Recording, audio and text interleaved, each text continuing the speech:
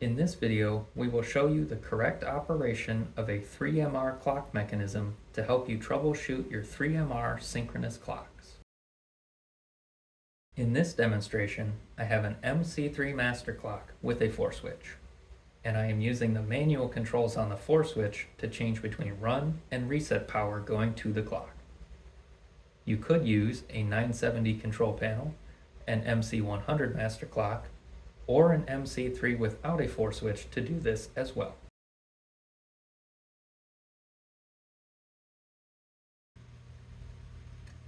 Identify the worm shaft inside of the clock mechanism. The worm shaft will have 2 gear and ratchet assemblies, one on either side of the worm. The larger diameter gear is the regular gear. The smaller diameter gear is the reset gear. When run power is applied to the clock, the ratchet on the regular gear is engaged, and the ratchet on the reset gear will be clicking. The springs on the gears keep the pawls pressed into the ratchets.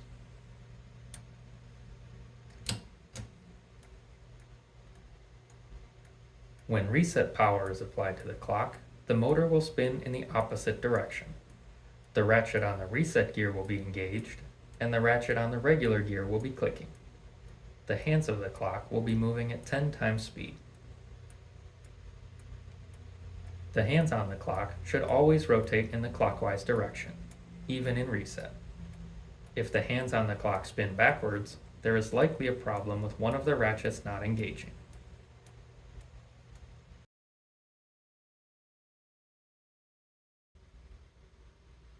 If the clock does not move in either run or reset, first check that the hour hand set screws are not too tight.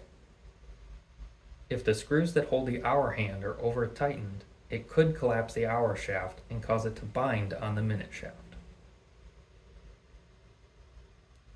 After making sure that the hands are not too tight, check to make sure that the worm shaft spins freely. Rotate the worm shaft with your fingers. It will only spin in one direction because of the ratchets. If the worm shaft does not rotate at all, the clock mechanism is locked up, and it will need to be repaired or replaced. If the worm shaft does spin freely, but the clock does not move on its own, the motor may need to be replaced, or there could be a problem with the wiring to the clock.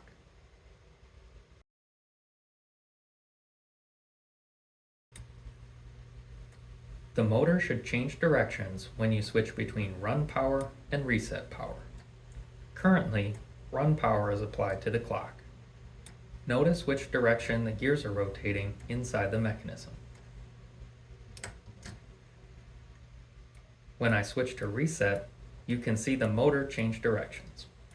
If the motor does not change directions, the motor or capacitor may need to be replaced, or there is a problem with the wiring going to the clock mechanism.